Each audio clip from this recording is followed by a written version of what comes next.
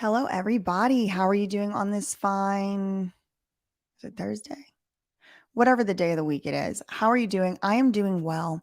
Today, I wanted to talk a little bit about another podcast that Lima went on in the aftermath following Amanda's passing. This particular podcast episode aired on a channel called Meet Kevin.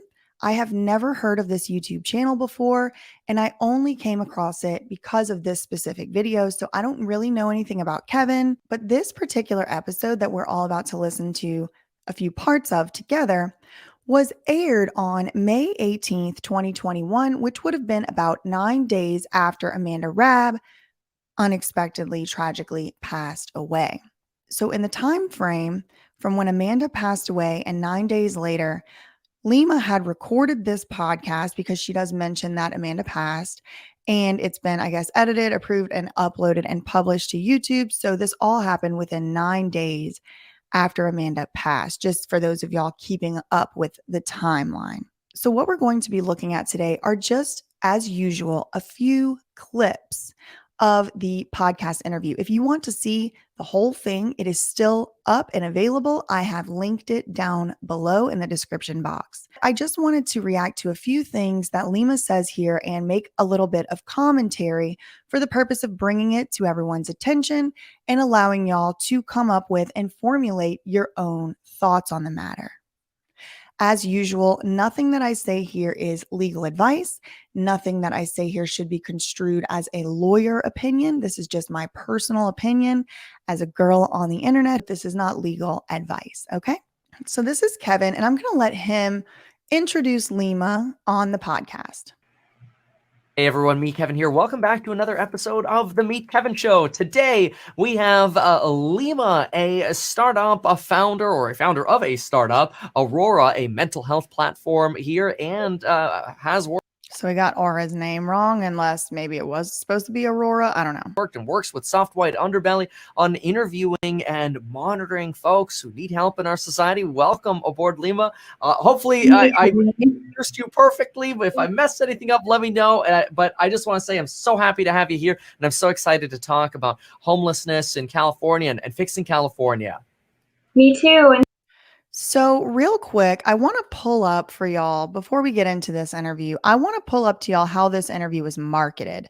And again, this isn't to say anything bad about Kevin or anything like that. It's just pointing out facts. Okay. So, I'm going to insert a picture here of the thumbnail, and also just look at the title of the video: Fixing California with Soft White Underbelly, Lima, and then it says 2 million plus on YouTube. So it's as if they are trying to say, look at all this attention this has already gotten. Look, it's related to Soft White Underbelly. So they're using Mark Laita's channel name here to try and get people, I guess, to click. I don't really know. And then it says 2 million plus views on YouTube. Now, specifically what that's referring to, I do not know. It's very interesting to me that the tags in the video, as y'all can see, are stocks, investing, and markets.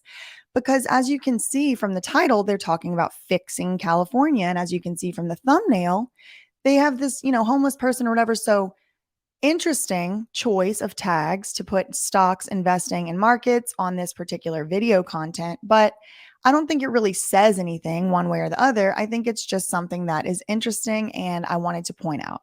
Thank you so much for having me. I really appreciate it. The mental health issue and the homeless.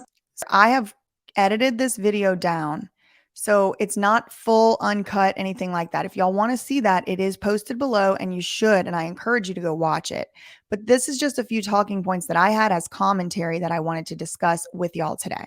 This issue is what I would do if it were up to me to reform the system, is that nobody would be allowed to be homeless. Nobody would be allowed to be homeless. Nobody would be allowed to be homeless. Lima said if she could implement a program, if she had her way, nobody would be allowed to be homeless.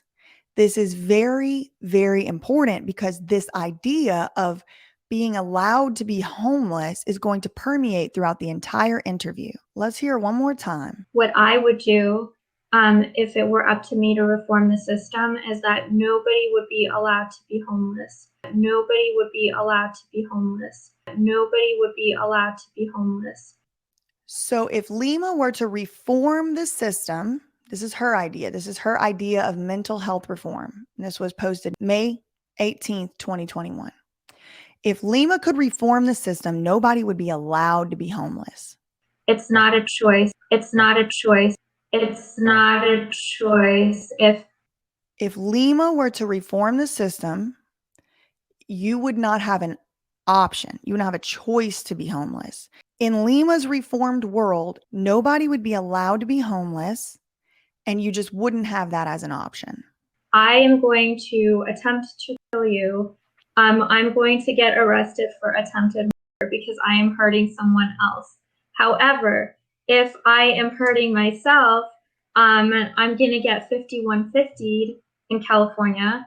And there's other names for it in other states, but basically forced into a psychiatric hospital for 72 hours and then released. And that's it. So that's not a solution. Somebody that is on the streets abusing drugs, somebody that's putting themselves in a situation where they're constantly being sexually assaulted, where they're constantly being violently. Lima just said somebody who's putting themselves in a position where they are constantly being S-word assaulted, they shouldn't have an option to be homeless because they are harming themselves. Now, this is an extraordinarily slippery slope because, first of all, we have the dog whistles, right? S-word assault. We have other dog whistles like homelessness, addiction, mental health, all these dog whistles flying around, and they get your nervous system on fight or flight just to hear it, just to think about it, just to imagine it. And there's really no clear outline of what exactly Lima's talking about, right? Like, she's not saying if you're putting yourself constantly in a situation where you're going to be S-word assaulted, then you shouldn't have freedom. Well, let's move the freedom argument down the line for a second. Just the sheer sort of victim blaming. This is Lima's criteria, y'all. A person who is constantly putting themselves into a situation where they are going to be S-word assaulted.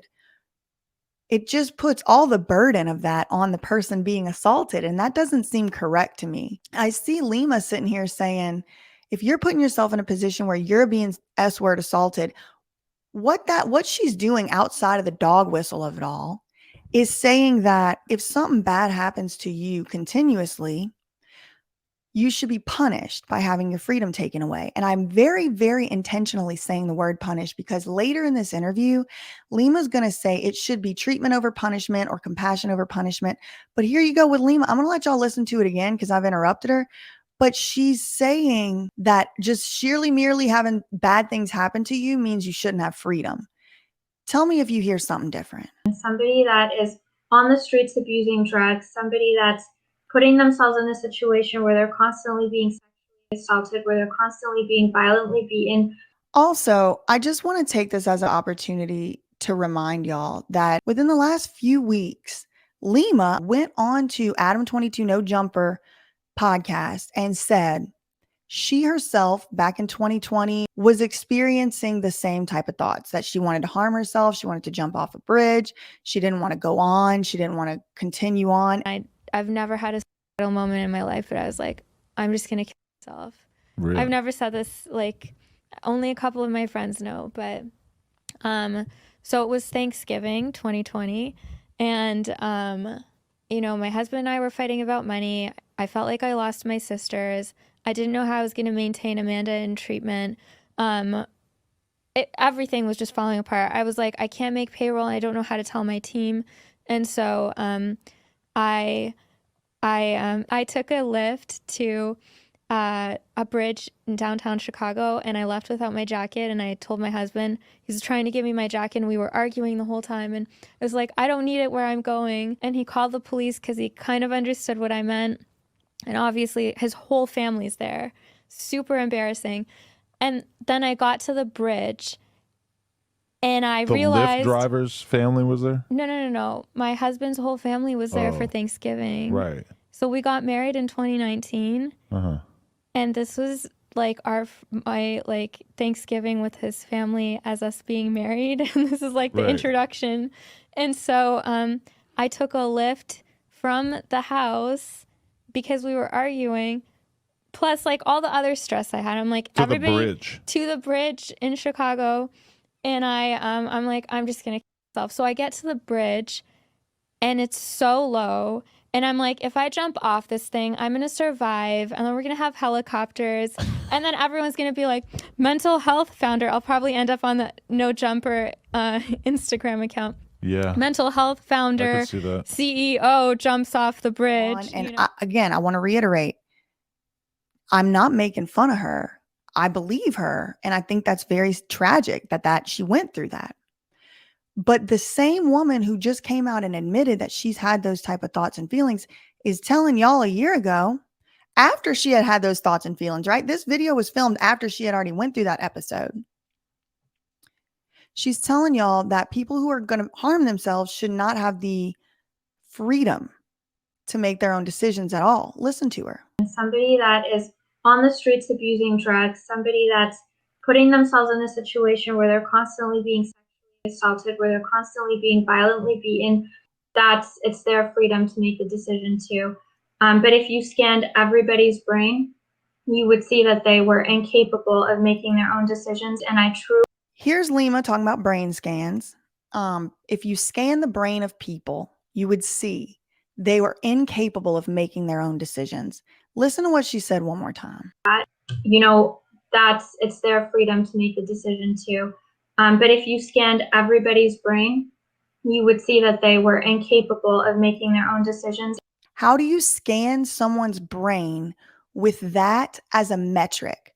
Because in this society, theoretically, human beings, is particularly citizens of the United States of America, are inherently endowed with the ability to make our own decisions. It's a freedom that we have here.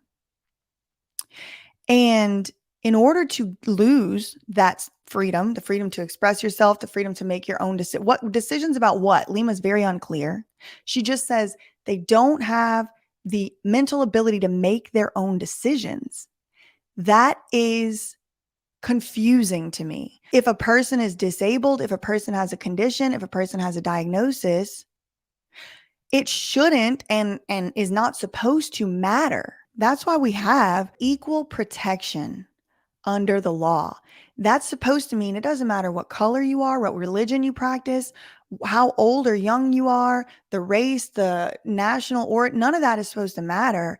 The laws are supposed to just equally apply to you, except in very extreme circumstances. So here we have Lima talking about if you were to scan somebody's brain, the brain scan would tell you whether someone can make their own decision.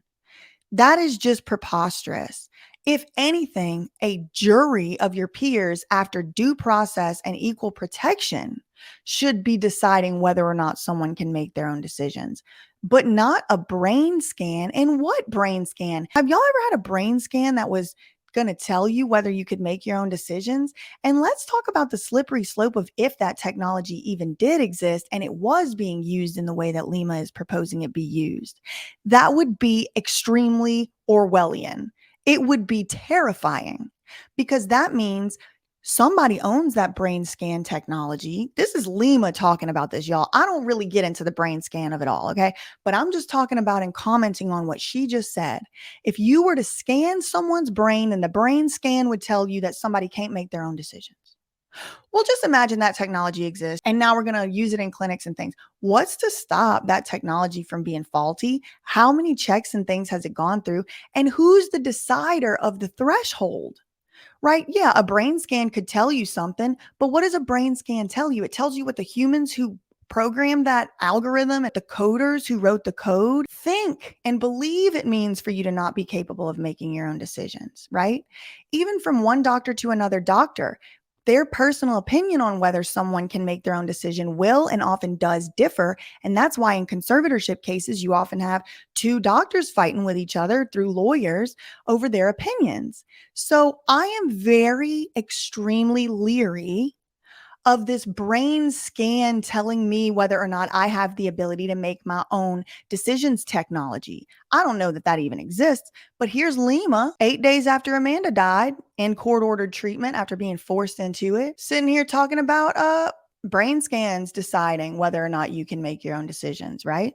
If you were to scan their brains, you would see they can't make their own decision. That is quite frankly terrifying to me. And I truly believe that there should be three things that should be done. It should either be, if you're homeless, you need to seek a homeless shelter. So this is still Lima talking about if she was to do her idea of reform, nobody would be allowed to be homeless. Instead of homelessness, you would have to one of three options. First option, a homeless shelter. And that's what she's describing now. You have a place to stay. If you don't want to commit to a program, don't commit to a program. But you can go and sleep in a homeless shelter every night. No one should be sleeping out in the streets. It's not safe. It's not hygienic. Dog whistle, dog whistle. And I don't want to come across as glib here, y'all. I lived in West Philadelphia. I also lived near Chinatown in Philadelphia. I am aware of the reality of the homelessness problem in large American cities. I've also lived in Boston. I've also lived in New York City, in Times Square, basically. Okay. So I'm not sitting here saying, oh, let's just leave everything how it is. Okay. Oftentimes I'll get comments of people saying, like, well, you have a lot of criticism, but what's your solution? That's a logical fallacy, y'all. Okay. I don't have to have a solution. Whenever you're talking about the homelessness crisis, you also have to be careful that you're not doing stuff to actually exacerbate the problem, which means making it worse. All right. And I believe that any solution to homelessness or mental health that doesn't begin with the fundamental understanding that human beings have free will and the freedom of choice and medical autonomy, then it's going to make everything worse. I just believe that. It's not okay. Nobody should be treated like that. Number two, you see how she changed it from you shouldn't be allowed to be homeless to nobody should be treated like that.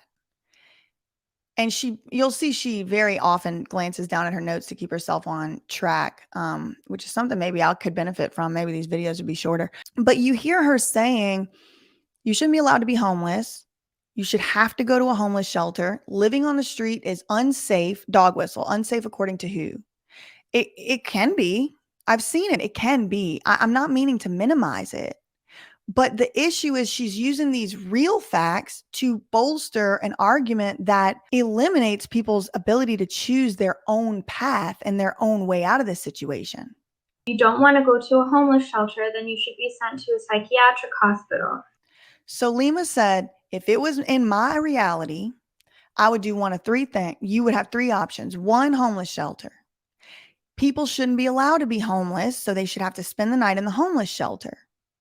They should have to. It shouldn't be their choice.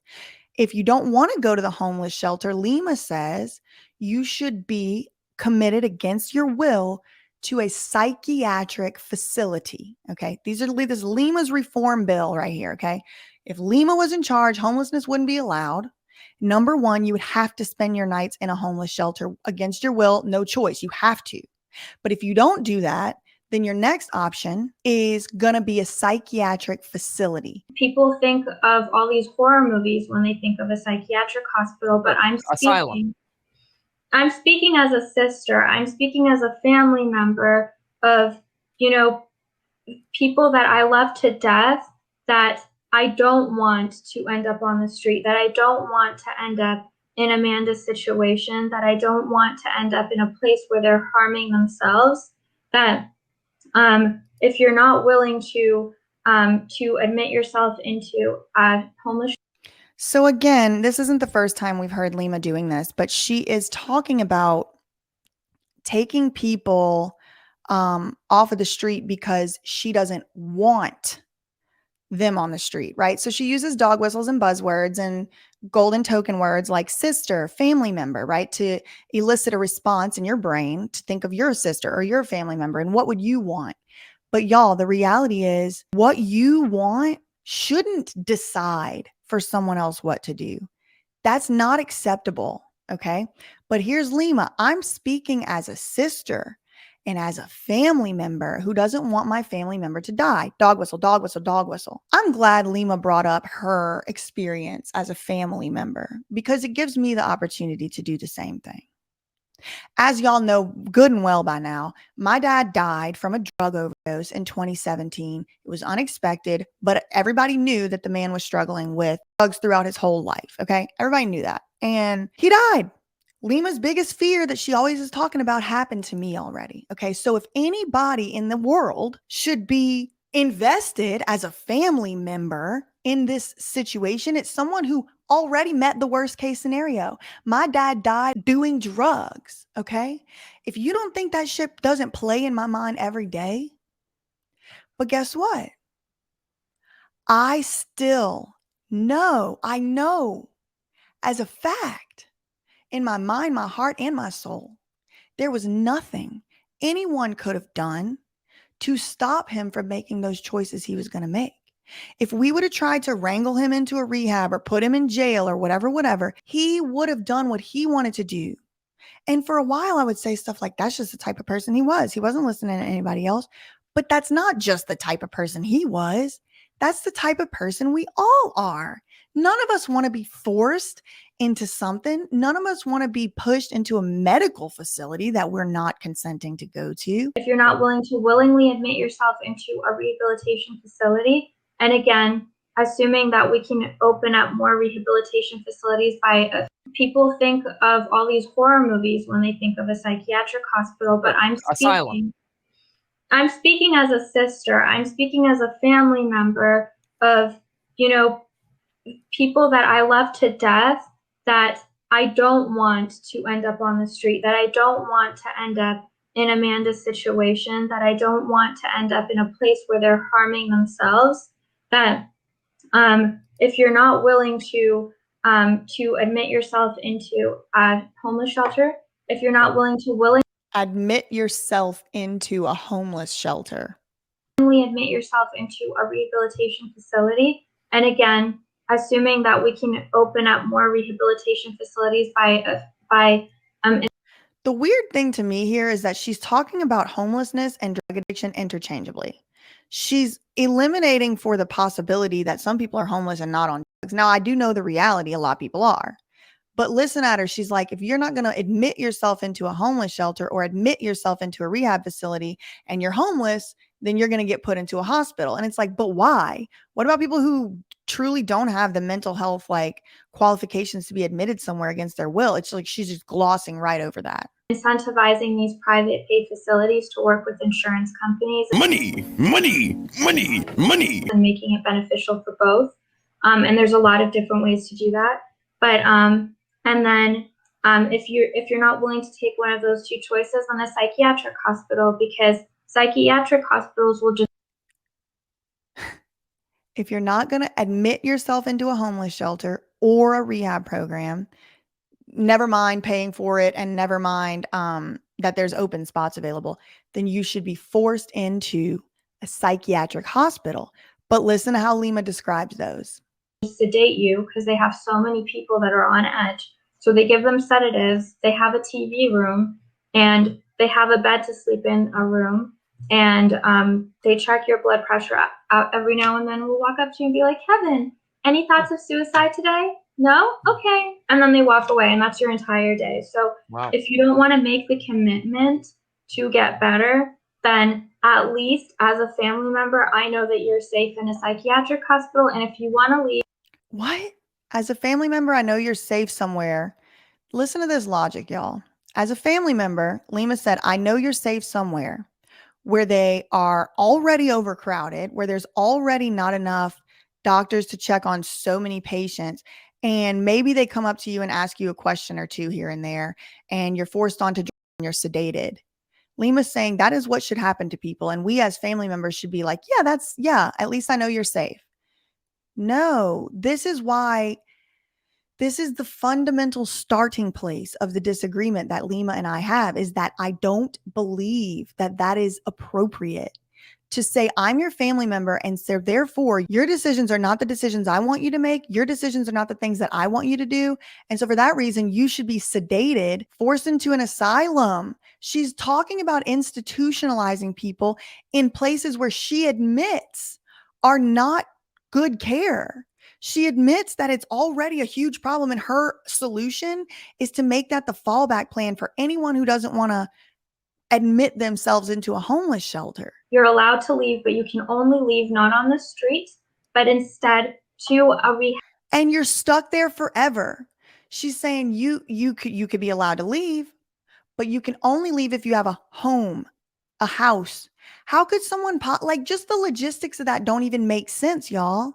Let's say you have someone falls on hard times, gets addicted to drugs, admits themselves into a homeless shelter, leaves off the street, gets put in the psychiatric ward, and now they want to leave. Okay. How would they apply for a job from inside the psychiatric ward? How would they get any help? What if they don't have family to help them? What are you talking about? It's like, this is actually the absolute worst case scenario. Like, it's her plan. If she was put in charge of reform, first thing would be, you have to go to a homeless shelter or you have to go to a rehab. If you don't admit yourself into there, you have to go to a psychiatric institution, an asylum. And the only way you can ever leave is if you have a home to go to. Can y'all see how that could be a circle that you just get stuck in for the rest of your life with no due process, no equal protection, no jury of your peers? Have a home and be able to afford it and stay in there and be a productive, functioning member of society, aka daddy capitalism, or go to an insane asylum for the rest of your damn life. Those are the options Lima has just said. That's what she just said. Where you're willing to go. And if you choose to leave rehab, you either go back to the psychiatric hospital or you can go to a homeless shelter, or you can go back to rehab. Those are the only. And if someone gets very violent, then they should be taken to jail. Clarify that jail, not like prisons, right?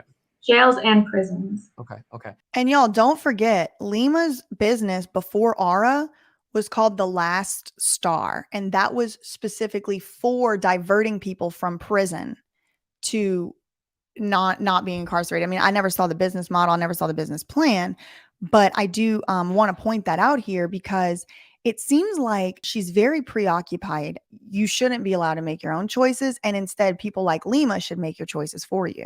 But what we do is we also do voice analysis. So we can detect depression in the voice. We can detect anxiety in the voice. We can detect post-traumatic stress disorder.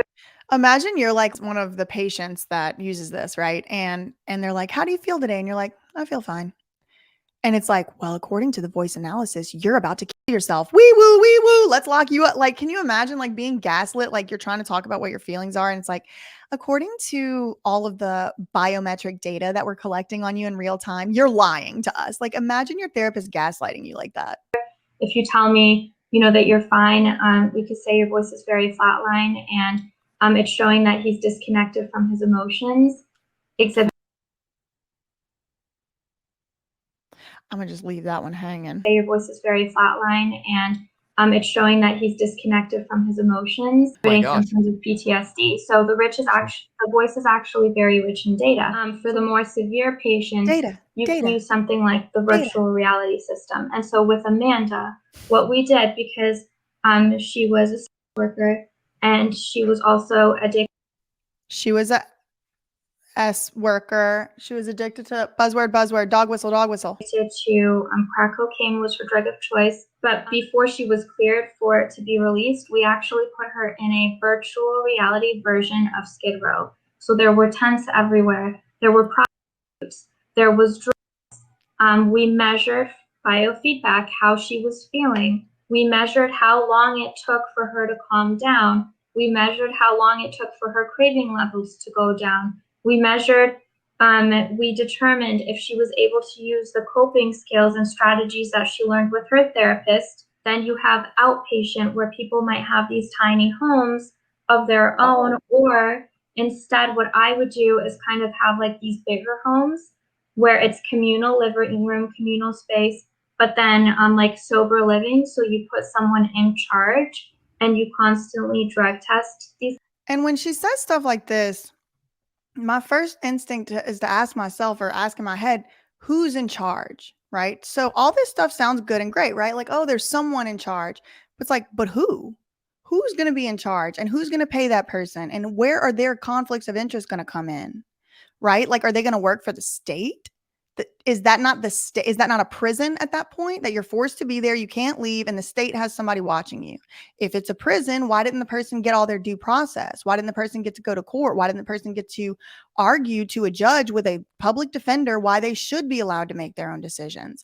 Is it going to be a Lima? Is it going to be a private investor type of person who's going to be in charge? Is it going to be someone who maybe just got out of this program themselves and maybe should have a lot more training? Is it going to be someone who even knows what they're doing? None of that is discussed. It's just, oh yeah, we're going to put someone in charge and they're going to be in charge. And it's like, but this is a half-ass, half-baked plan. If you're just going to put someone in charge, there's a lot of questions that go into this. The people that are living there. On this residential, I'm still a little lost here. So you said that's 24/7. Is this like, you can't leave kind of thing? Is that what level 2 is? Residential, you cannot leave. 24/7 gated. That makes sense. Now, I have seen, because I think those are also sometimes called group homes and like private investors. Money.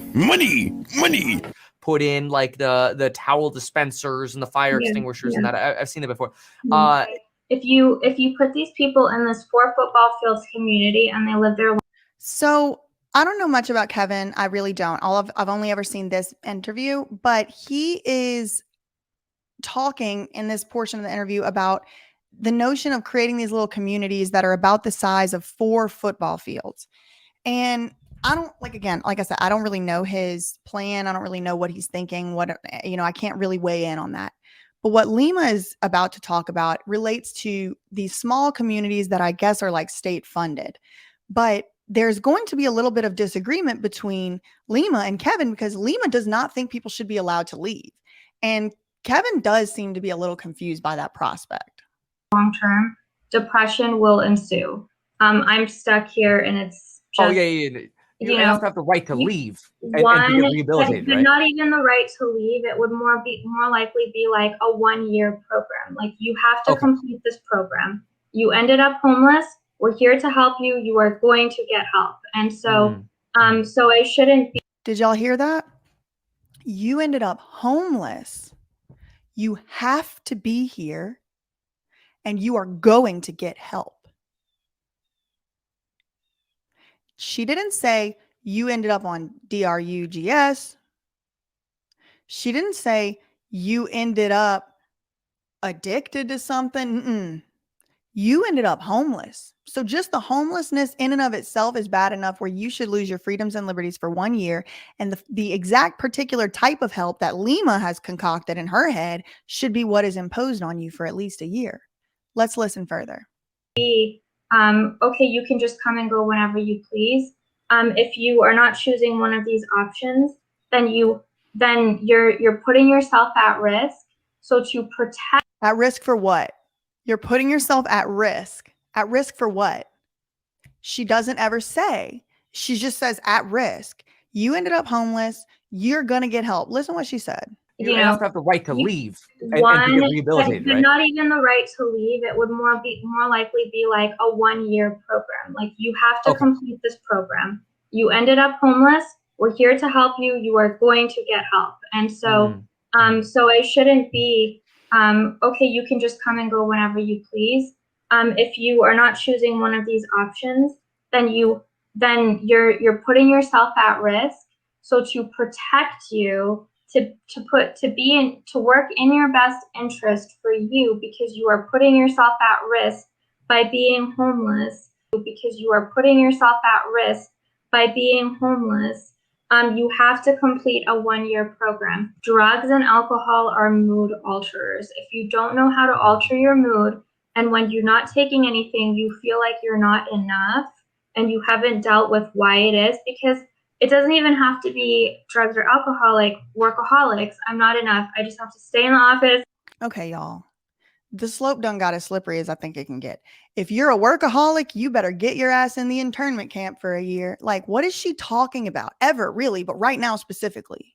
And please, people. I gotta ask you. So the no come and go, the 1-year program, it sounds to me like those are for the people who went through the detox residential, then outpatient.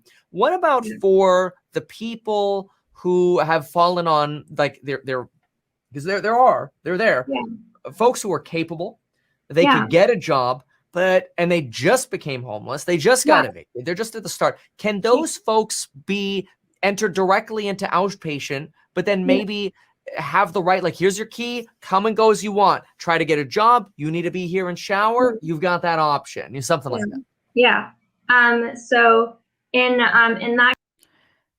So I think Kevin picked up on what I had picked up on. Kevin's like, okay, but what about the people that are just like struggling and they're just trying to, like, get it together? Like, you think they should be like held against their will for a year? And here's her answer to that.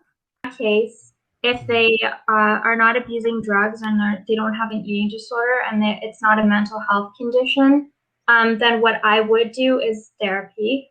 So something along the lines of telehealth. So Aura has that in the application, tracking regardless. So what she would do in her reform world is forced therapy on people who are homeless. Lima, not a doctor, not a mental health certified professional in any way that I could tell, is telling y'all that no matter what, if you're homeless, you're going to be depressed. I'm just curious what Lima thinks people did before these major cities like existed in our society. Like, what is even homelessness? You don't rent an LA apartment? Like, what if you're staying with your friend and your name's not on the lease? Are you homeless? None of this stuff is defined at all. It's just buzzwords, right? And she's saying, if you're homeless, even if you're capable, even if you just fell on hard times, you should be mandated into therapy, and then takes an opportunity to plug Aura and tell y'all how Aura could be used in that circumstance. It's very transparent. You're going to have to track people's mental health progress, even if it's not an addiction, because it could be anything, and someone could all of a sudden have a bad day and want to end it all. Someone could all of a sudden have a bad day and want to end it all, kind of like Lima says that she did in Chicago, Thanksgiving 2020. I've never had a suicidal moment in my life, but I was like, I'm just going to kill myself. Was she mandated into a year-long treatment program? I don't believe she was. So the fact that she is advocating for that to happen to others is completely mind-blowing. So, being homeless is a way of, even if you start off okay, you will become very depressed. You will feel like you're stuck, and you'll end up with a lot of problems. So there needs to be someone for you to talk to. So in that case, the most economical way to do it is telehealth sessions. So they're just video calls while they're being monitored. A question that I just can't help but keep asking myself is, who's doing what with that data, right? I mean, I know that everything is collecting all our data at all times, but I can't help but just wonder. So you're forced into a 1-year rehab program, and then you're forced in that rehab program to do video telehealth conferences with someone who's constantly recording your data. And then what are they doing with it when they collect it? I mean, I'm sure it's HIPAA compliant. That's not my issue at this point. But when it's like private health companies, it's like, who's going to own that data in the future? Data is forever. And what are they going to do with it? And I just have questions, and I haven't really seen Lima address these specifically. Job training. Okay. So you can fast track somebody. Yeah, job training. Got to get your ass back to work for daddy capitalism. Job placement, and they should still live in that tiny community. Job placement. Are they going to place people in the jobs where they become the prison guards? Do y'all see how this system could work? You get pulled up off the street. Your freedom's taken away. You're stuck in a thing for a year. They successfully maybe rewire your brain or whatever they want to call it. And now they help you with job placement. Now, we already know the beginning of this whole rat trap was that you were homeless, right? So don't end up homeless, even if it's not your fault. Even if it's a total, like, you're capable, you just lost your job. Y'all just heard Lima say it yourself. Even if it's not your fault, even if you're not on drugs, even if you're not an addict, even if you're not committing crimes, you should still be monitored by the state, because at any moment you might do something. At any moment you might have a mental health crisis. You might want to end it all. And for that reason, you should be being monitored, and your data should be being collected by the state. And then at the end of this whole thing, you get offered a job like Larry Rabb did and like Amanda Rabb did. They both got offered job placement. Amanda wanted to go to nursing school or whatever, but we had Lima giving her a job. Larry Rabb, as we speak, works for Aura. So doesn't it kind of look like that's already sort of starting to happen? And then what if those people need to speak up? What if those people need to say, wait, this is messed up? Well, they might lose their job they just got help getting placed into. And if they can't find another job, what's to stop them from getting put right back into that cycle again? Y'all see how that could be the eventual reality we find ourselves in, where kind of like everybody just works for some entity that's all checking in on each other and keeping each other safe and healthy. And it's like, whose definition are we using here? Because I don't even see a consistent one. It's very scary to me. And look, y'all can call me a conspiracy theorist if you want to, but I see the loopholes and I see how it can be used. There's nothing stopping them from using it this way, is my point. Is that the necessary eventuality? Maybe not. But do y'all see what I'm talking about? It's like, okay, we got you into our care because you were not on drugs. You were just homeless. Now we're going to help you get a job placement. Maybe they're helping you place you here and there and everywhere. But couldn't they just say like, oh, we need more prison guard? I mean, people to watch over the sober houses. You see what I'm saying? I'm just suspicious. But a big part of that should be financial training, because too many Americans live paycheck to paycheck. Bingo. And the more money they make, the more money they spend. And it's a huge problem. So now Lima has problems with how y'all are spending your money. But don't forget, Lima was begging y'all for your money to help her pay for Amanda's treatment. Remember that? And then she went out and took an impulsive loan, apparently not telling her husband about it. So I made a rash decision without talking to my husband to take a very large loan out to pay for Amanda's treatment. Like, not anyone can just go and take out a loan for $200,000, you know? So I was in a good financial position where I was able to do that with my credit. $1,000 to help her. I'm still paying back the loan that I got. Like, I'm still paying back the loan that I got. I've had to refund all of my orders for the supplements. I had to pay for the supplements. And now she's mad. Now she's mad that people are spending their money how they want to, but she can go and do whatever dumb shit with her money that she wants to. Y'all see how this works? It's called hypocrisy. And that is the issue I have with it. Lima can go and have her suicidal ideation. She can actually even start implementing the plan. Nobody locked her up. She didn't even get put in a 5150. But here we are talking about how other people are spending their money after Lima almost wanted to end her life over taking out a huge loan. It's hypocrisy. It's because the education is not there. So a part of that should be, financial education with the job training. Or rather, how can you compel people to go? Because, I mean, Kevin is really stuck on this forcing people to go places, and I appreciate it. Thank you. I do think that You the have people to force who it. that You the have people to force who it. that You the have people to who force it. It has to be a choice of the state. You have to oh wow force it. You have to. If I can't get somebody to come in and have a meal in a homeless shelter, not commit to being. How do you make someone show up to do it? You have to force it. This woman said this on purpose, with conviction, with her chest for once. And Kevin rightfully said, oh, wow. How can you compel people to go?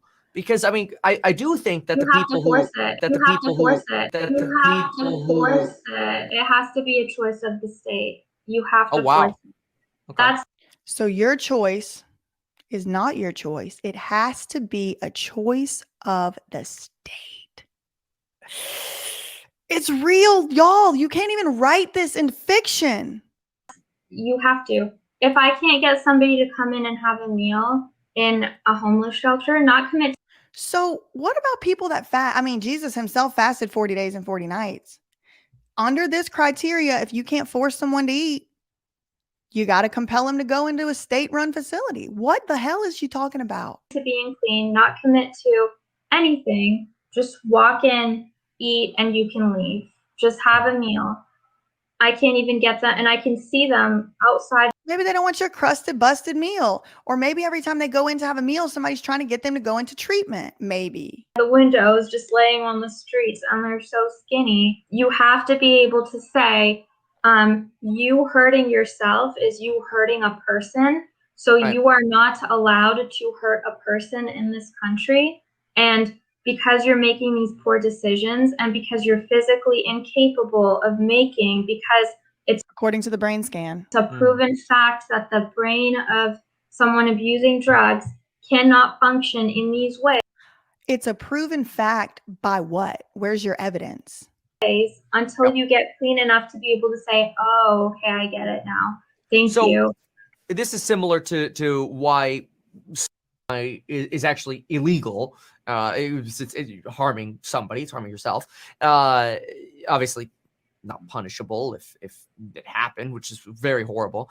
But in drawing that distinction there, that it is illegal is what I'm trying to say.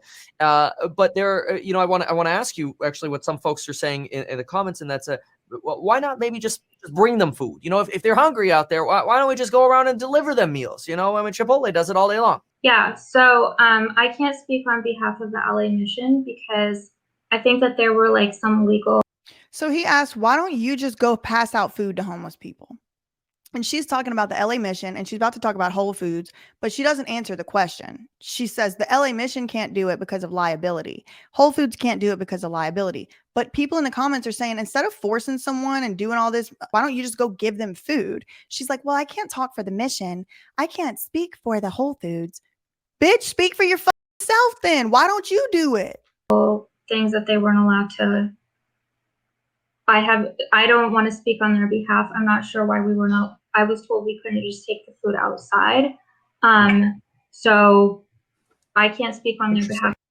She couldn't take the food outside from the LA Mission, but what was stopping her from going and bringing food out to people? I'm not sure why. On her own. But at the Probably same needed time, some hand washing station and some restaurant license. I don't know. There's stupid. Always something going on. Like if the funny thing is, I actually agree with Kevin here. It's like, why can't Whole Foods just give homeless people or people who need food? Anybody. Why can't Whole Foods just give away the food they don't sell? There's a lot of realistic answers that I could get into here, but Kevin said, oh, haha, it's probably because you have to have all these hand washing stations and a restaurant license and all that. And you know what? He's right. But what he's describing is an excessive amount of government and regulatory control, right? He's describing a situation where we have put too many regulations in place where we can't even practically help people anymore. And that's exactly what I'm trying to say we shouldn't keep doing.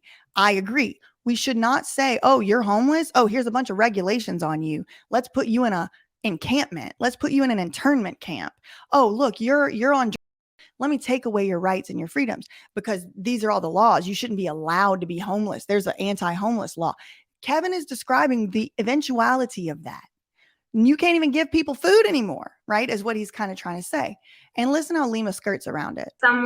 If the food sits out and it's meat and then they eat it and then something happens and then you can get sued or whatever the case is. So they have a million things that they have to cover themselves for. And here's Lima trying to get more regulations in place, right? She's complaining about regulations, but she's like, but people shouldn't be allowed to be homeless. And here's the 3-part plan. And they should have to go to this place and a psych ward and a this and a that. And we got to get insurance companies and we got to get private investments involved and all this stuff. It's like, girl, maybe if you just minded your own business and worried about your own self, we wouldn't have all these extra regulations that you're trying to put into place. Policies. And I also know someone at Whole Foods told me, but I asked them, I'm like, can you just donate it? And there was a legal liability with them donating it. But at the end of the day, like the outreach programs, you'll go out and you'll tell people like, hey, you don't have to be clean. You don't have to commit to anything. You try to talk to them. You try to befriend them. It's very hard because a lot of times they don't want. They can't talk, like they can't have a functioning conversation with you. So if someone can't have a functioning conversation with you, someone who's not even trying to talk to you, then they should be locked up. Okay, got it. Because their mindset is so off. So it's a really challenging. And as someone with neurological differences, it really scares me on a personal level that people think stuff like this. Like if someone can't have a conversation with you in the way that you think they should, then you're delegating them to a category of people that should not have their rights. Like I am the sister and a family member of people who have mental health conditions and addiction conditions. Well, I'll do you one better, girl. I have mental health conditions. And I don't think what you're doing right now is appropriate for people like me. No, I'm not talking for my sister. I ain't talking for my dad, who's, God rest his soul, 6 feet under. I'm talking for myself. I am a person who sometimes has problems communicating in the way that neurotypicals think I should. I am a person who has sometimes problems participating in society in a way that capitalism thinks is functional. So I don't think that the way that I would get better is what you're describing. So stop. Okay. So you miss, I got a sister. I got a sister. Well, I am one of those people because you never claim that yourself. You say you're a sister of somebody who's got those mental health conditions. Well, I have mental health conditions, plural, plural. And I don't think what you're doing is helping people like me. So stop. And from somebody that is so passionate, it's because I don't want my loved one to die. Like, I don't want my loved one to suffer on the streets. No, and I the will. streets is horrible. So it's like, I know too many families that are crying and calling It's just me all the time. about Lima's These wants. people shouldn't be allowed to do that to themselves because they're not. Lima's going on a whole entire crusade because of what her wants and needs. Let's just put it that way. In a mental place where they can, and that's the core of it. This was very interesting. I mean, even I have a ton of resources, and I have a huge proven track record. I've worked with numerous families.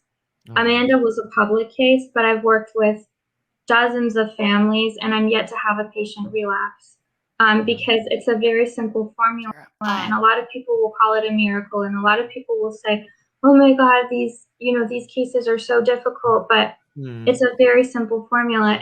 We're monitoring and tracking their progress. It's always a 1-year plan. You have certain tiers where they get to keep stepping down in order for them to go in and out of the community. So if you gate the community. Now she's talking about a gated community.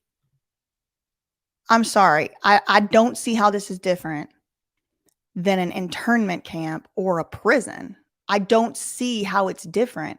And if they're doing job placement, maybe even like a labor camp, like you are not allowed to be homeless. So we're going to put you in this gated community that you are not allowed to leave for at least a year. There's going to be no jury that's going to decide that. It's just going to be because you're homeless. Do y'all see what I'm talking about here?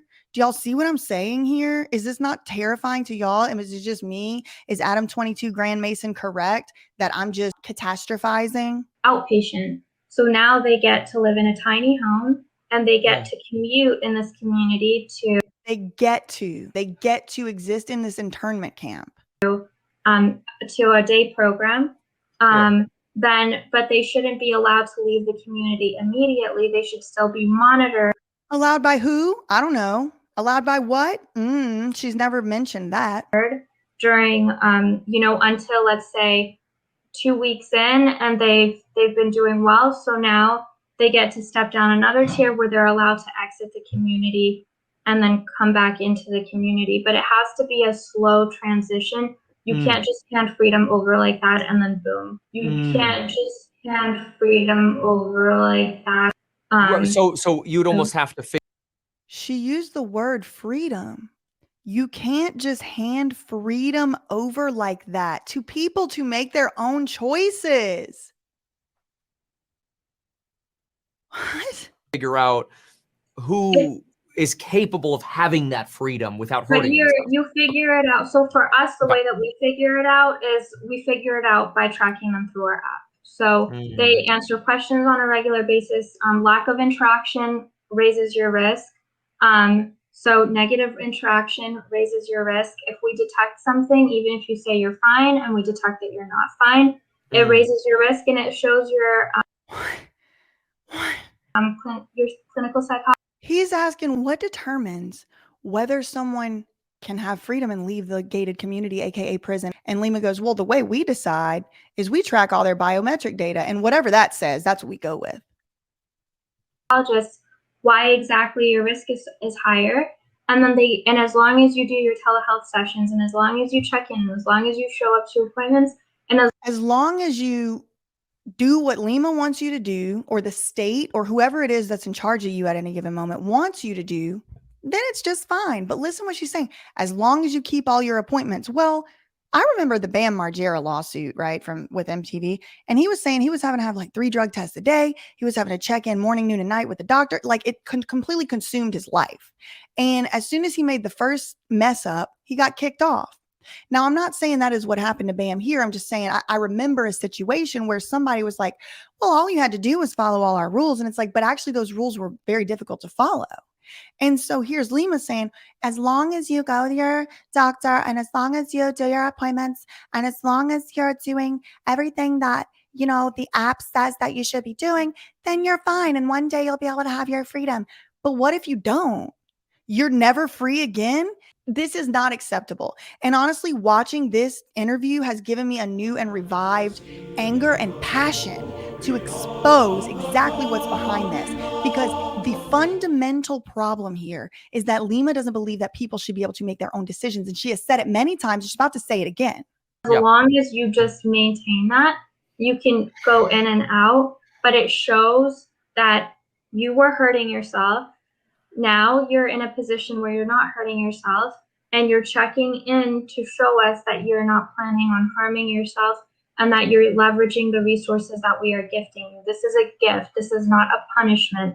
The people of this community should always be treated with love and with care and with dignity and shown that you deserve better. You deserve better. And at the very beginning, I'm short circuiting, even thinking about how those worlds could exist together. Like, this is not a punishment. It's a gift to go into a state-run internment camp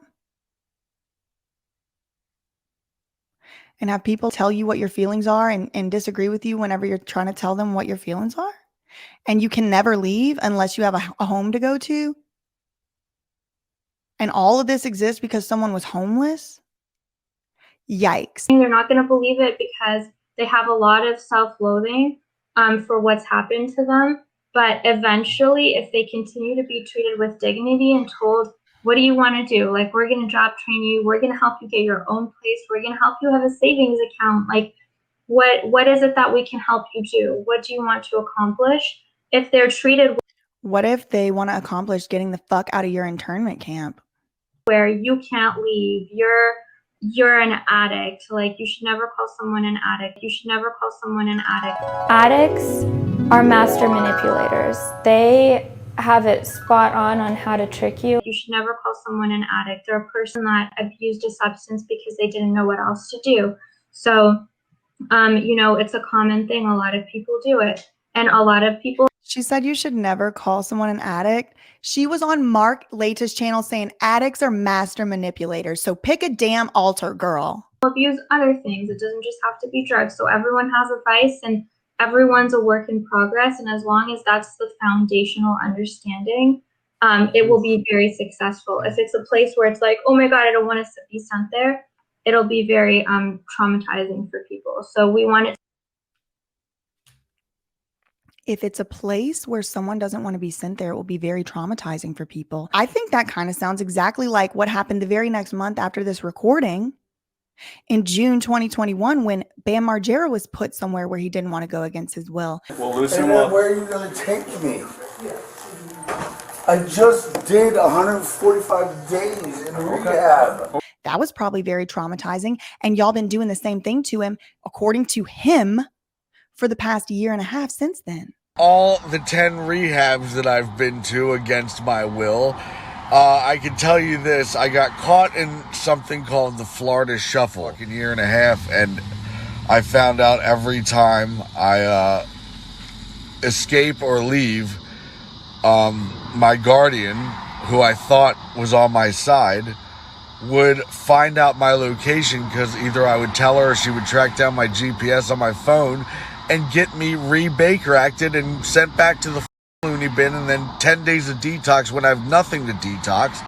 But here you are on Kevin 1 month before you put him under your care talking about if you put somebody against their will into a treatment, then they will be traumatized. If it's a place where it's like, oh my God, I don't want to be sent there, it'll be very traumatizing for people. So we want it to be a place of hope and a place of health and education. It's so human, and it's so devastating to see basically society just that's please hide it. It's the scum or whatever. You know, it's so wrong. It's so. That's what she's trying to do, Kevin. She just said you shouldn't be allowed to be homeless. And unless you're going to put yourself in a homeless shelter or a rehab, you're going to the psych ward. That's her plan. Wrong. There's 66,000 people on Skid Row. There's 66,000 people with untapped potential that could add so much value. Hashtag investments, hashtag markets, hashtag stocks. There's so much untapped potential. And these people who don't have jobs, who aren't contributing to capitalism, could be doing so. And that's what we should force them to do. Ting. And there's a reason that people end up addicted. Like, a lot of the people that end up so far deep into addiction are actually so creative, and their brain just functions differently. And if So you sad. can get them to redirect their focus from just feeling better day to day to being creative and focusing on something positive. And this sounds great. Lima's right. If you could get them to do that. But her entire plan depends on forcing people to do shit. I don't believe in living day to day and one step at a time. And that works. Because Lima doesn't believe in it, it shouldn't be good for any damn person in the whole state of California. Even people who are creative and their brains work differently than Lima, even them, whatever Lima believes, that's what we're going to base our ethics system off. Works for somebody, but sometimes that works for some people, but not all people. I believe in telling people to focus on something different and tracking them and helping them understand.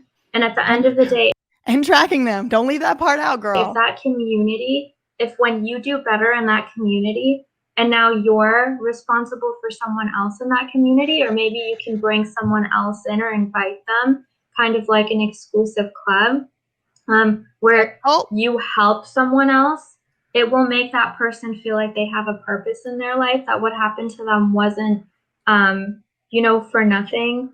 And like begging groceries at Ralph's is not a purpose.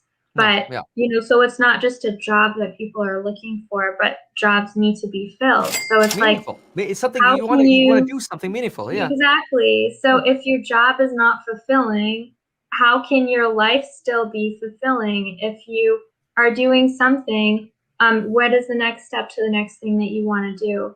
So that's kind of like where we really want to push it. Wow. This has been incredible. Thank you so much. Okay, I'm going to cut it there. I think I said pretty much what I needed to say here. I think the two big things that stand out to me are, first of all, Lima's entire reform model depends upon people not really being able to make their own choices, even though it kind of looks like they can, right? But what was her opening statement? People should not be allowed to be homeless. And I think that is the bottom line here. The other thing that I noticed glaringly is the hypocrisy coming from Lima, because a lot of the behaviors that Lima described that are criteria in her mind for taking away people's freedoms and liberties for at least a year without a jury, without a judge, without a court order, without anything like that, is something that Lima herself has done. Something she described as criminal activity. For example, if I try to kill you, Dave, then I'm probably going to go to jail if I succeed or if it's an attempted murder because I tried to hurt another person. But if I try to kill myself, I'll be held for 72 hours and released. But that is another person that I'm trying to kill. Right. So somebody that is trying to hurt another person, even if that person is themselves, should not be making those decisions and be running wild and free. She herself has admitted now openly to doing. But I was like, I'm just going to kill myself. I took a lift to a bridge in downtown Chicago, and I left without my jacket, and I told my husband, he was trying to give me my jacket, and we were arguing the whole time, and I was like, I don't need it where I'm going. And he called the police because he kind of understood what I meant.